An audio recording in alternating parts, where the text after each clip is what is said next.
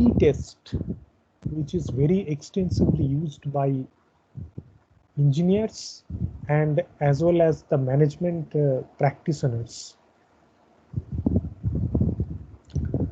A t-test is used to compare the mean of two given samples.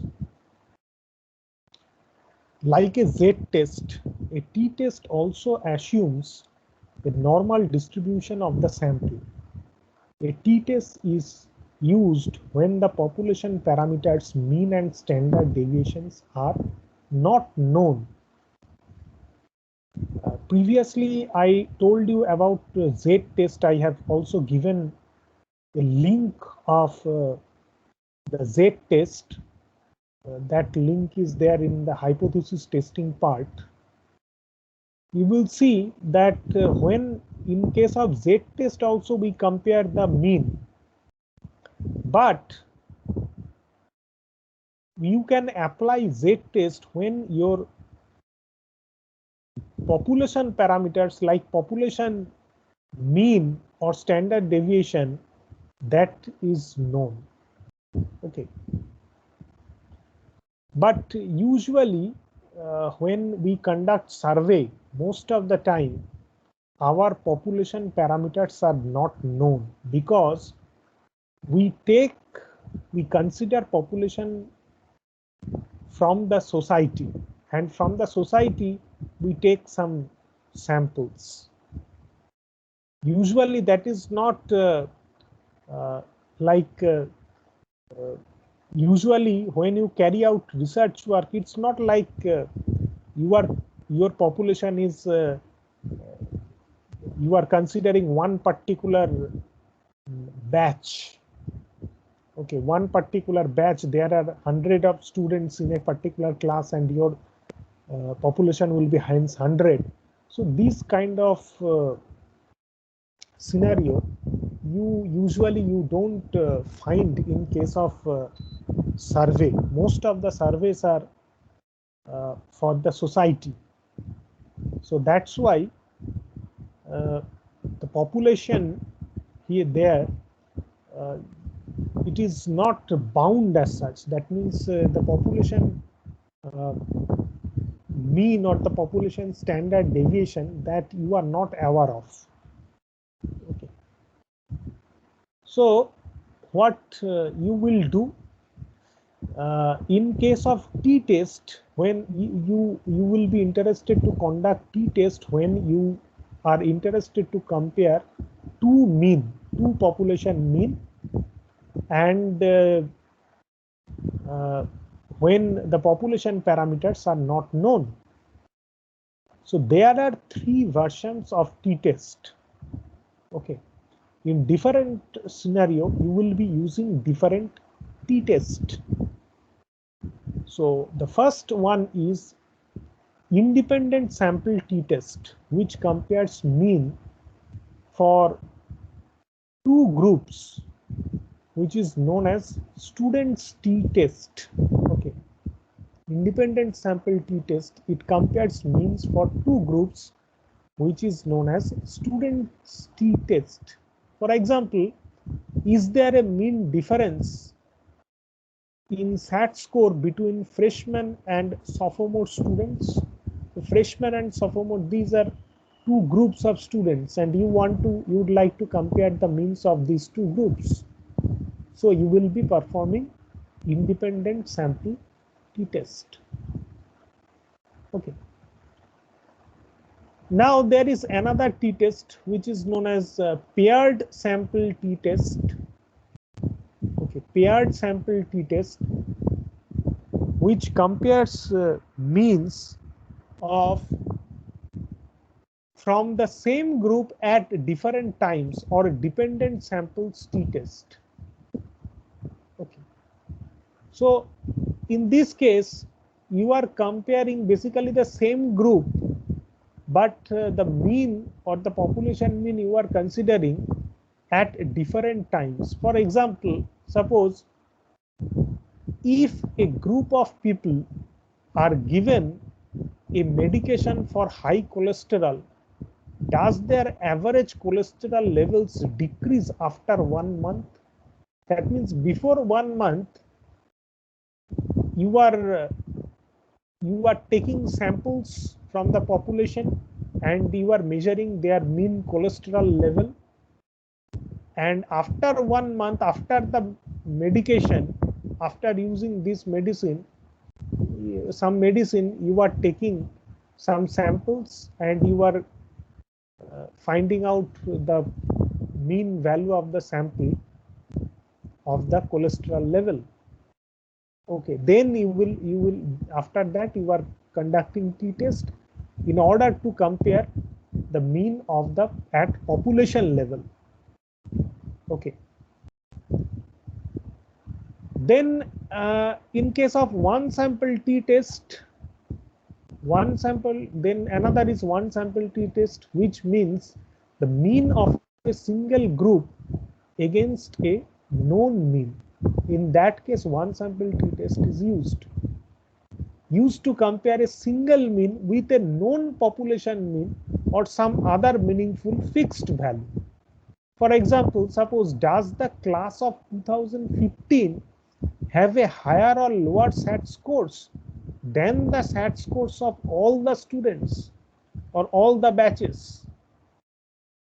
Okay, so in that case you will use one sample t-test. Okay, because why this is known as one sample t-test?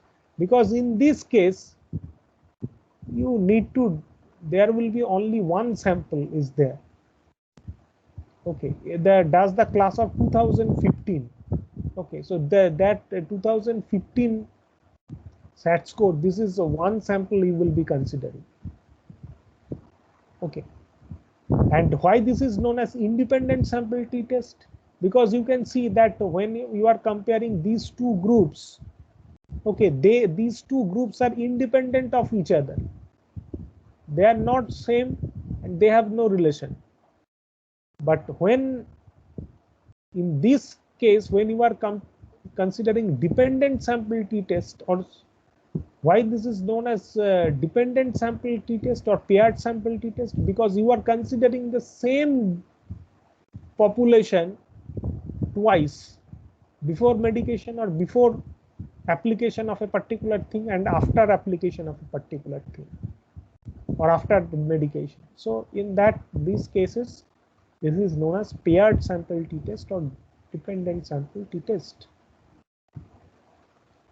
Okay, so how these methods are actually performed. So now we will take a look at some of the examples. This is the DEAR method. This is nothing but actually systematic approach of performing these tests. First you define the problem, then you give the example, then you apply and then report. This is known as DEAR method. But even if you do not use this particular method, there is no problem. Okay, so first take a look at some of the examples. The idea will be clear. So here you are considering independent sample t-test first.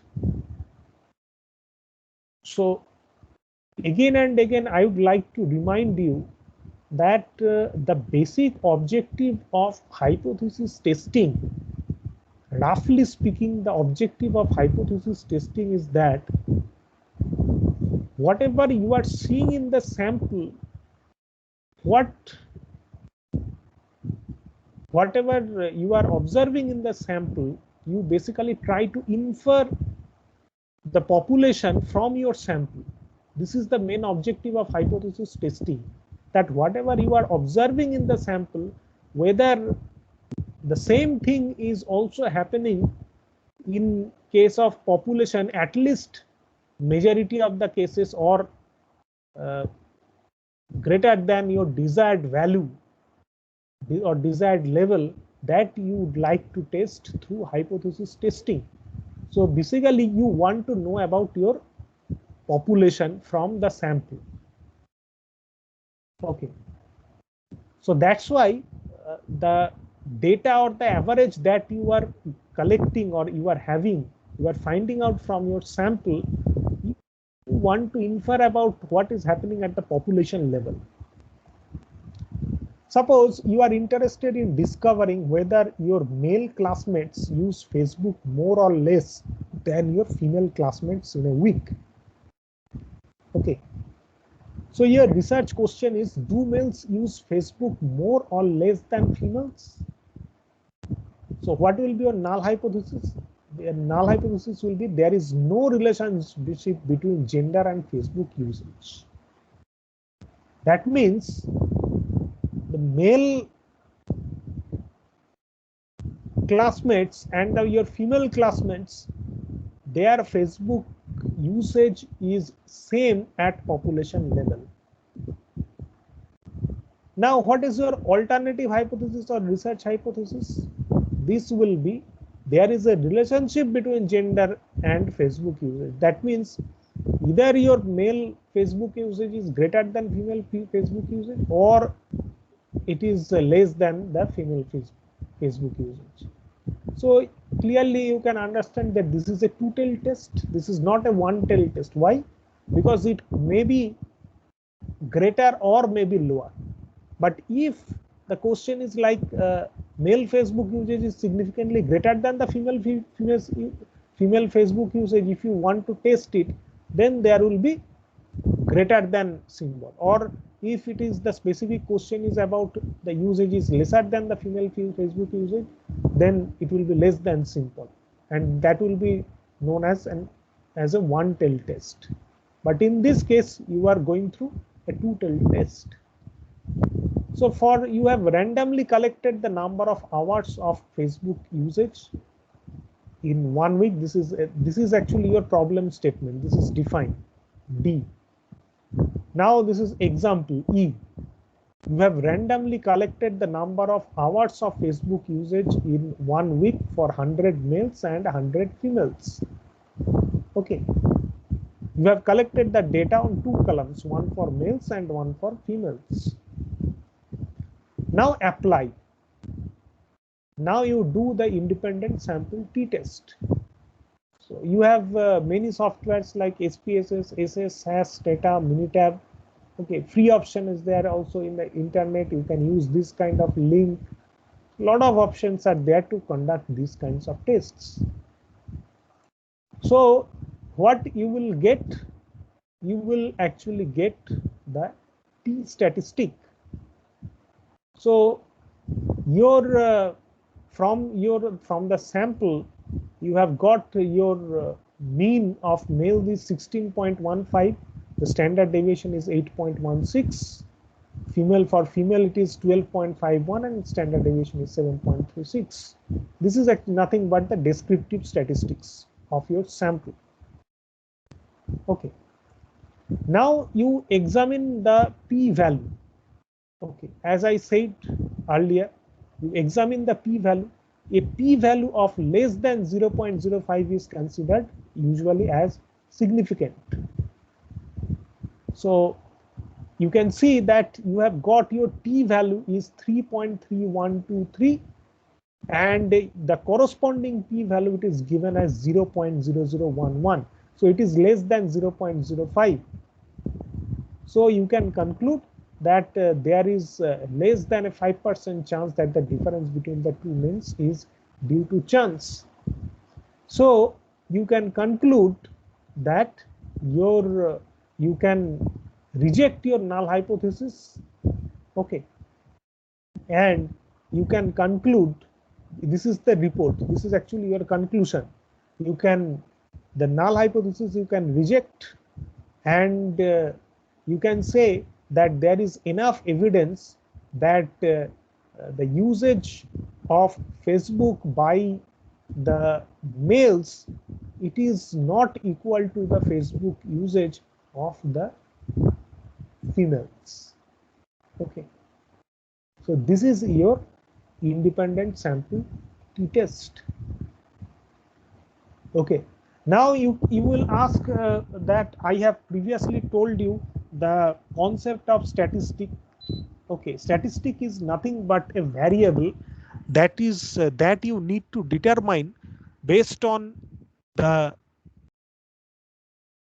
test, based on the nature of the test, or based on the problem statement you want to determine.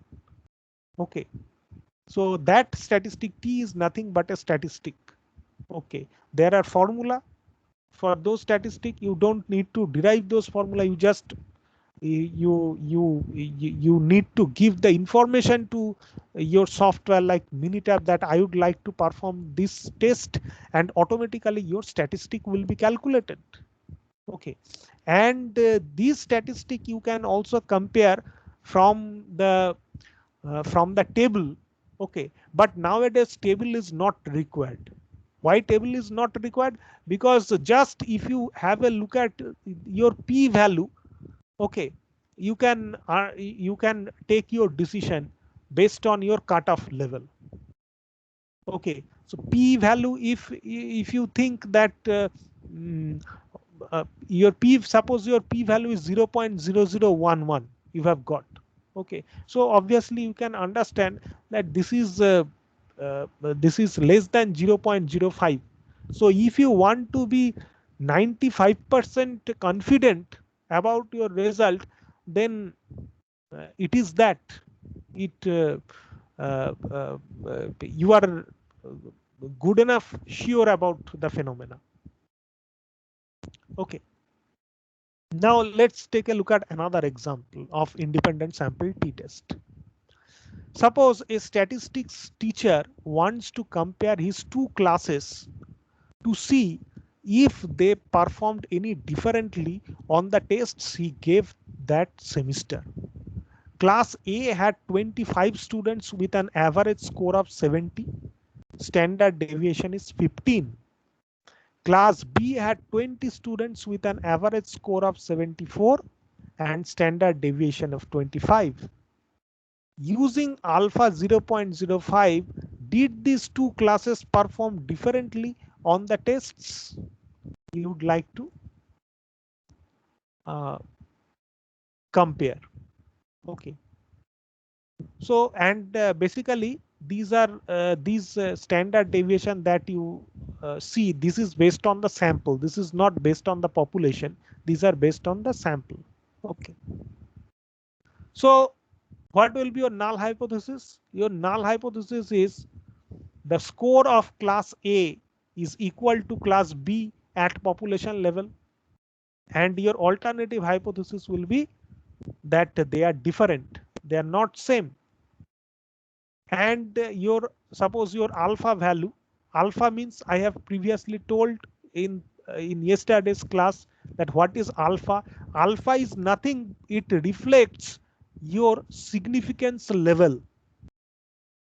Okay, that means if alpha is equal to 0.05, that means your sorry, alpha is significance level. So alpha is, if the significance level is 0.05, that means your confidence level will be 95%. Okay, this is your confidence level, 95%, and alpha, these are reflected as alpha. Okay, so now you will be performing the calculate the t statistic manually. You need to calculate the t statistic using this particular formula. Okay, using this particular formula. T is given by this formula, and individually you can also this SP value, so you can calculate in this way. Okay, and ultimately you will be getting this T value which is minus 0.67, but you don't need to know about it. You don't need to deal with this particular calculation because software will automatically do it for you. Okay, now suppose uh, this is your test statistic, T is minus 0.67. Now your duty is that you need to compare it with the cutoff value. Okay, so what is your degrees of freedom? Your degrees of freedom is actually, this is a two-tailed test. You can see This is not equal to sign means two-tailed test. If it is greater than or less than symbol, that means it is a one-tailed test. But here not equal to symbol is given. That means it is a two-tailed test. Okay. So there is a T table. You need to look at this T table. So two-tailed test you will prefer, and your critical value alpha you are considering at 0.05 level. Okay, so 0.05 level, that value you will two-tailed value you will be choosing. Okay, and your degrees of freedom here, it is you can see that your total degrees of freedom is 43, because here you have 25 students, here you have 20 students. So your degrees of freedom for the first case is 25 minus 1. For the second case, your degrees of freedom is 20 minus 1. So it will come out to be 43. So for 43 degrees of freedom at 0.05 level, your cutoff value will be 2.0167. Okay. So this is your cut. This will be your cutoff value 2.0167. So decision rule is if T is less than minus 2.0167 or greater than 2.0167, reject the null hypothesis. So if you have a look at your graph, okay, so 2.0, your minus 0.67, okay, it will lie somewhere, minus 0.67 will lie somewhere here, minus 0.67. And 2.0167 will lie somewhere here, or if your if you consider it is 0.67 plus 0.67, because this is a two-tailed test, so your 0.67 will lie here, and your plus 2.0167, your cutoff will lie here. So that means that your test statistic is within your cutoff range. Your test statistic is not beyond this cutoff range. Your test statistic is within this cutoff range. So that means you cannot reject your null hypothesis. Okay, you cannot reject your null hypothesis. And alternatively, see here I have given this particular table, but even if this table you do not have, there is no problem, because always you will be given the corresponding p-value. Okay, you will be provide always the corresponding p-value, and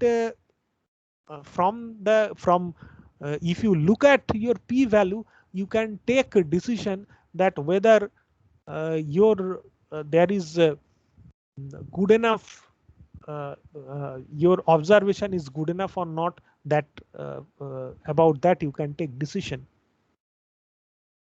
Okay, suppose your p-value has come out to be suppose 0.07. Okay, suppose your p-value is 0.07. Okay, and your confidence level is 95%. That means you want to be 95% sure, confident about your result. So what you will do? You cannot reject the null hypothesis. Why? Because if p-value is 0.07, okay, that means you can understand that whatever you are observing in the sample, its confidence level is 93%. If p-value is 0.07, then your confidence level is 97%.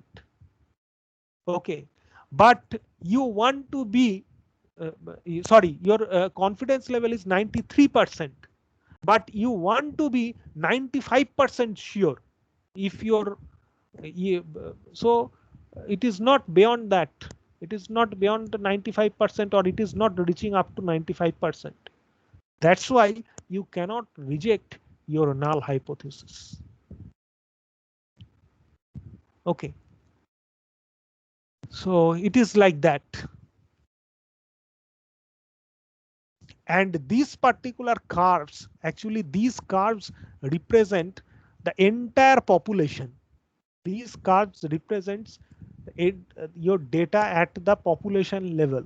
Okay, under this particular curve you will have 100% of data. Okay, and the kind of limit that is set up, for example the confidence level 95%.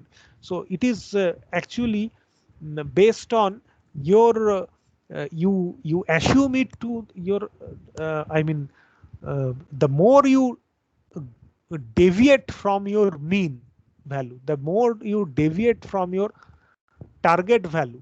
Okay, that means that you are more deviating from your null hypothesis.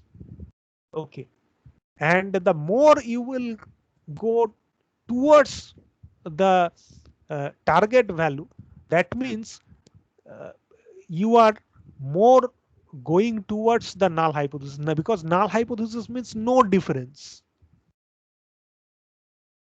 Okay, so now we can see another dependent sample t-test. Okay, let's take a look at the dependent sample t-test. Researchers want to test a new anti-hunger weight loss pill. They have 10 people rate their hunger both before and after taking the pill. Does the pill do anything? Use alpha is equal to 0.05. That means your confidence level is 95% given. You want to be 95% confident. So before you are taking samples from 10 people. So before using the anti-hunger weight loss pill, you have got this data. Okay. And this is the data related to the hunger or weight loss, anti-hunger weight loss. Okay. And after using this pill, they have got this amount of data. Okay, for some particular variable which is related to this anti-hunger weight loss. So define what will be your null hypothesis. Null hypothesis means there is no difference between the population mean before and after, and your alternative hypothesis means that there is a difference between the mean of before and after. That means your anti-hunger weight loss pill is working, and it means if there is no difference before and after, that means your anti-hunger weight loss pill is not working, there is no benefit. Okay, so you will be calculating the test statistic. This is your formula for dependent sample t-test, and you have got your t value is 3.61. Okay, so if you, in this particular case, this is also a two-tailed test. Okay, and here also 0.05 at this level you want to, this is your alpha value at the significance level. And what is your degrees of freedom? Degrees of freedom is 10 minus 1 because you have 10 observations, so that your degrees of freedom will be 10 minus 1, 9. So at this level the cutoff value is this. Okay, the cutoff value is 2. The cutoff value is 2.2622. Here it is given 2.2622. 2.2622. This is your cutoff value. And you can see that your test statistic is beyond this range. Your test statistic is beyond this range. That means you can reject your null hypothesis. Okay, you can reject your null hypothesis. That means there is enough evidence that the medicine is working, because you are getting, there is a probability, or your mean, the before the use of medicine and after the use of medicine, the means are different. Okay, so you can reject null hypothesis. And also in this case also you can use the p value. you can use the p-value, because p-value is the most handful or method to use this or to understand this. Okay. Now take a look at one sample t-test. Suppose in the population the average IQ is 100. A team of scientists want to test a new medication to see if it has either a positive or negative effect on intelligence or no effect at all. A sample of 30 participants who have taken the medication has a mean of 140 with a standard deviation of 20. Did the medication affect intelligence at alpha is equal to 0.05 level?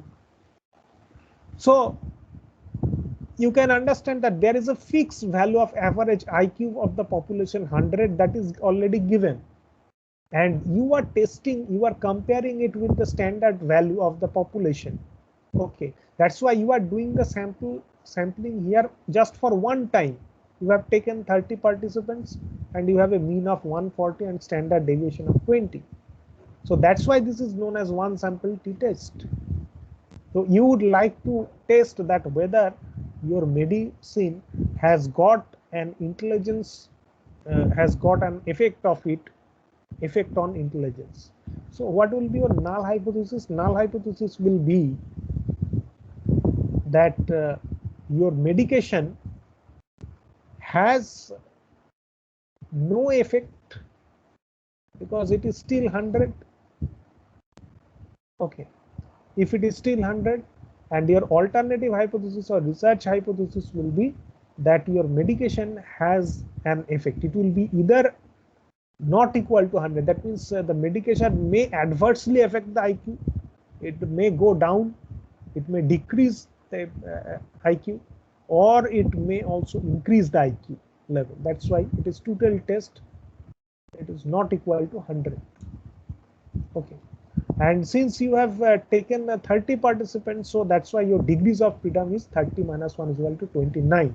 You will ask me that what is actually degrees of freedom and why we always subtract 1 from the observation level. See, there is a very complex explanation of degrees of freedom. I'm not going into that much details, but a very simple explanation of degrees of freedom is that suppose you have given a set of numbers. Okay, suppose in that set you have got 9 particular values, or suppose you just consider this example, there are 30 participants are there. Okay, and you have got a mean of 140. Okay, so it means that if you know 29 participants and if you if you know the mean of the average, then you can easily calculate the IQ value for the 30th member.